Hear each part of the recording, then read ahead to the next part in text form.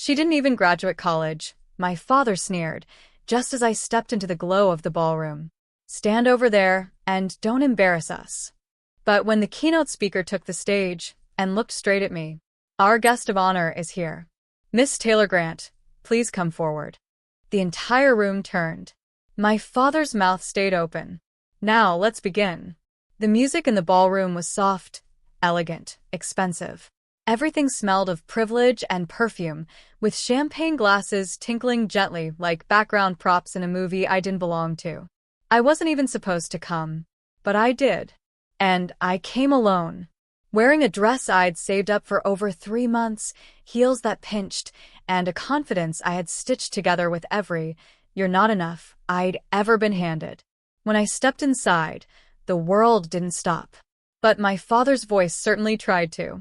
She didn't even graduate college, he said to the group of cousins and suited men gathered by the cocktail table, waving a dismissive hand in my direction like I was a shadow to swat away.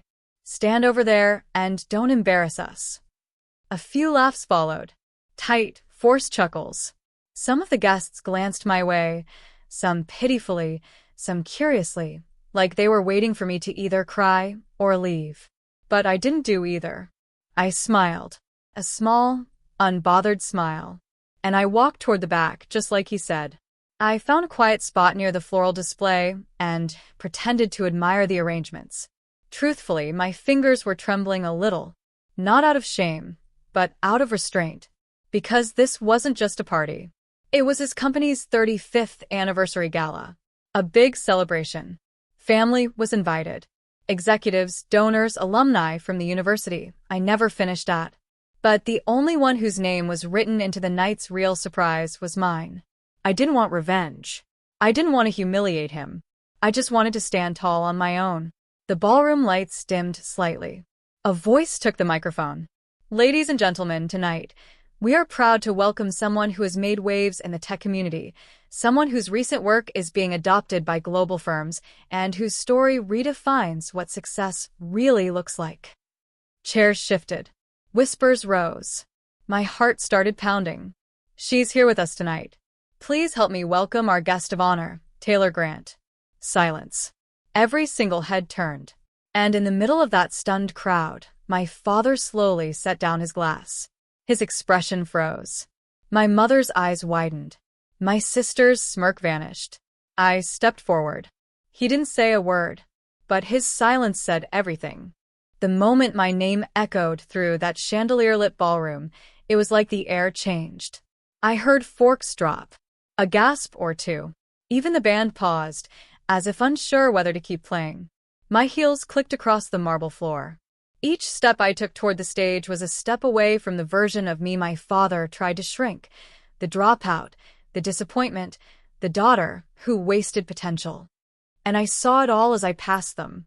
My aunt, who once told me I'd never be marriage material. My cousin, who laughed when I said I was trying to build an app instead of going back to school. And then my father. Gray temples, square jaw, Armani suit. The man who raised me on conditions, not love. He stared at me with something between disbelief and fear. I climbed the steps. The spotlight was warm on my face. The mic was already tilted down for me, as if the universe itself had prepared for this moment.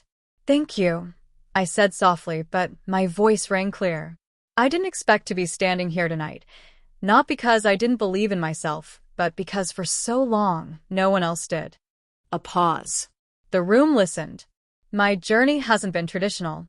I didn't graduate college. I couldn't afford it.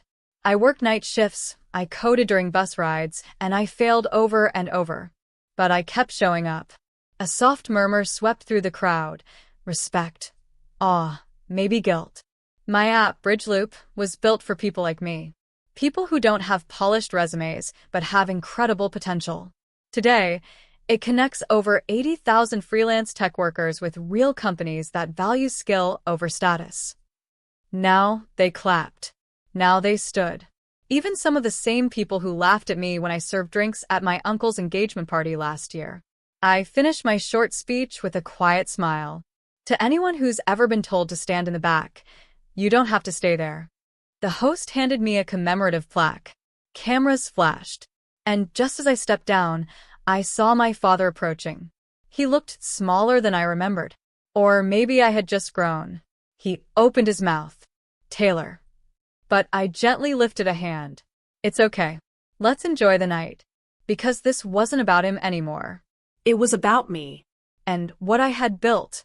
And the peace that came from not needing revenge. Only recognition. The rest of the ballroom seemed to move in slow motion. People I hadn't spoken to in years suddenly wanted to talk. Executives, investors, even professors who once dismissed me as a bright distraction, rather than a true contender. They smiled too widely, shook my hand too tightly, and offered business cards like they were redemption tokens. But I wasn't angry. I didn't come for them. And I wasn't going to sink into bitterness just because they were late to see my worth.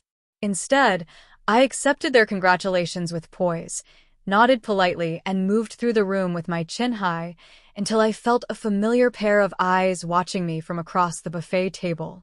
My father, still standing beside the family, still holding a glass that he hadn't sipped from since my name had been called. He hadn't moved, hadn't clapped, hadn't said a word, but he was looking at me now like he didn't quite recognize the woman I'd become. And maybe he didn't. I walked past him slowly, feeling his stare. For a second, our eyes locked, and in them, I saw years of memories rush to the surface. Not warm ones. Not memories you treasure, but the kind you survive. The day he found out I dropped out and said, "You just gave up." The time he left me out of the family newsletter, calling me too lost to explain. The time I asked him for help with rent and he said, "Maybe this will teach you something." He never said sorry. And maybe he never would. But I didn't need it anymore. I was learning that closure doesn't always come from apologies. It sometimes comes from standing tall when no one expected you to. Still, a voice from behind me surprised me. "Taylor?" I turned. It wasn't my father. It was Mrs. Chalmers, his longtime assistant. A woman I'd known since I was a kid, who always slipped me extra cookies during the holidays and once gave me her worn copy of Lean In after my father scoffed at my business idea. Her eyes were glassy. "I always knew you had something special," she whispered, pulling me into a quiet hug. He just didn't know how to look beyond his own rules. I swallowed the lump in my throat. "Thank you," I said. "Really?" She leaned in closer, lowered her voice. "He's proud. He just doesn't know how to say it." "I'm not waiting anymore," I replied. And I meant it. Because the girl I used to be, the one who waited for a single crumb of praise, she was gone. Replaced by a woman who built her own table after being denied a seat. Later that night, as the event wound down and the crowd began to leave, I stood alone on the terrace, city lights blinking in the distance. I took a deep breath of cold air, held it, and smiled to myself. The kind of smile that doesn't ask for anyone's approval. Just then, someone joined me, my younger cousin Lacey. She was barely 20 in college now, awkward and quiet, and very much how I used to be.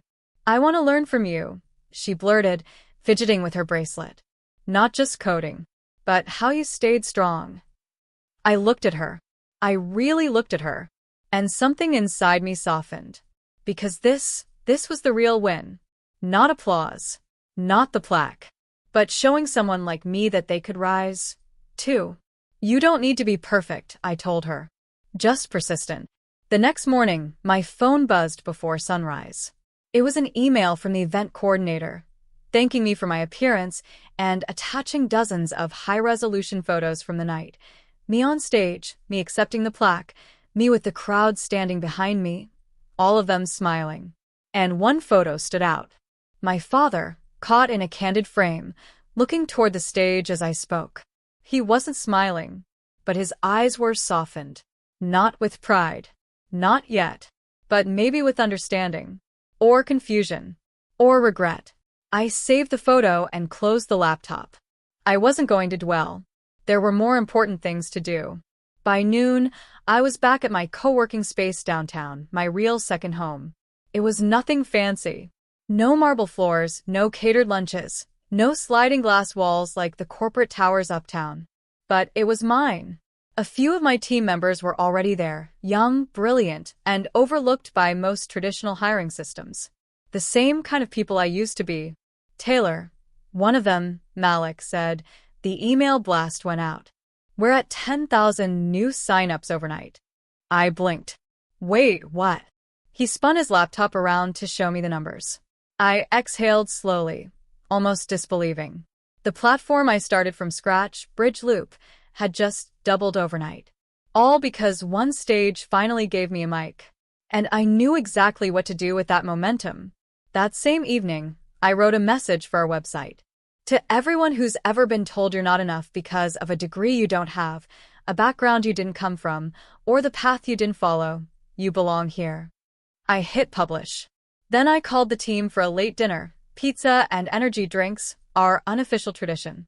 After the team left, I stayed behind in the quiet, sitting with the glow of city lights pouring through the windows. And I opened a new draft email. Not to gloat, not to prove anything, just to offer something I never thought I'd have to give. Peace. It was addressed to my father. Subject: no more distance. Hi, Dad. I just wanted to say thank you for last night. Even if you didn't say much, your presence meant something. I hope someday we can sit and talk, really talk without expectations or judgment. I'm not angry anymore. I'm just tired of pretending I don't care. Taylor. I didn't hit send. Not yet. But I saved it. Sometimes healing begins with what we're willing to say, even if we never get to say it. Later that week, I was invited to speak at a youth tech summit for underprivileged girls. I brought Lacey with me. She stood backstage, holding my bag, eyes wide as she watched me address the crowd. I dropped out of college, I told them, but I never dropped out of myself. I saw tears in the front row. And in that moment I realized, this was never about proving anything to my father.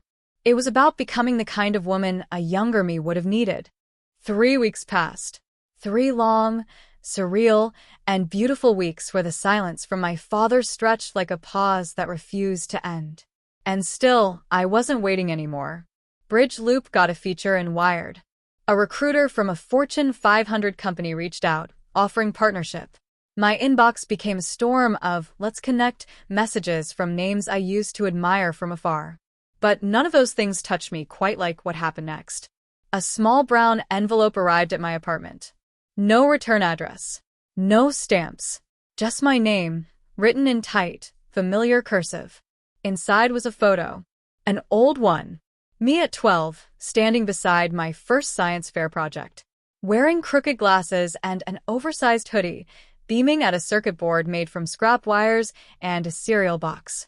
And on the back, in the same handwriting, "You've always been extraordinary." I just didn't know how to say it. Dad. No call. No apology. Just that. But I sat down on the couch and cried like I hadn't in years, not because I needed his words, but because they came too late and still meant something anyway. And then came the second invitation. Another gala. Not his. This one was different, organized by a nonprofit that supported women in tech. I'd been chosen to receive an award for innovation and impact. The difference? This time, I was told to bring guests. I hesitated. But after some thought, I sent 3 invitations. One to my mother, one to my father, and one to Lacey. The event was smaller, less glamorous, but warmer. The kind of warmth that doesn't come from lights or chandeliers, but from people who see you. When I arrived, Lacey was already there. She wore a blazer I'd gifted her, blue, fitted, confident. She clung to me the whole walk-in, eyes scanning every detail. "Are you nervous?" she asked. "Not anymore," I said. Because I wasn't. Halfway through the dinner, I saw my parents walk in. My mother gave me a hesitant smile.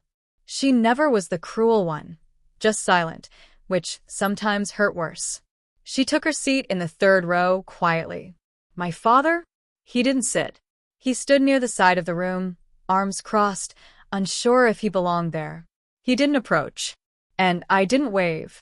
We simply existed in the same room for the first time, not as adversaries, not as judge and judged, but as 2 people who had finally stopped pretending. When they called me on stage, the applause was softer than the first time, but more meaningful. Because this room didn't clap for a name or a headline. They clapped because they knew the story. And as I accepted the award, I looked out, not at my father, but at Lacey. She was on her feet, tears in her eyes. And it hit me. She was me, 10 years ago. And I was who I wished I'd seen back then.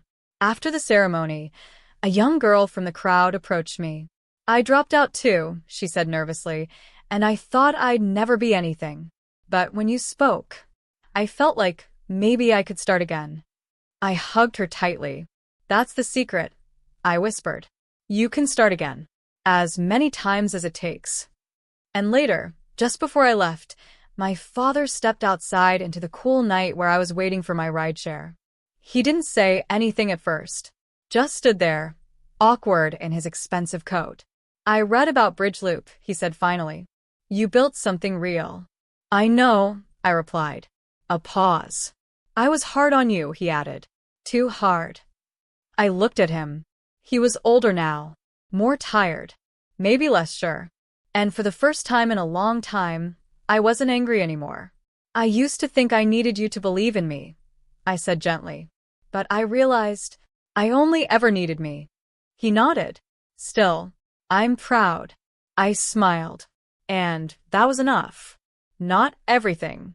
Not perfect. Not a fix. But enough. I turned to leave, Lacey waving from the car. And as I walked toward it, heels clicking softly on the pavement, a calm came over me. I didn't need revenge. I didn't need them to hurt like I had. Because I'd built something stronger than payback. I'd built peace. And peace, I've learned, is the loudest victory of all.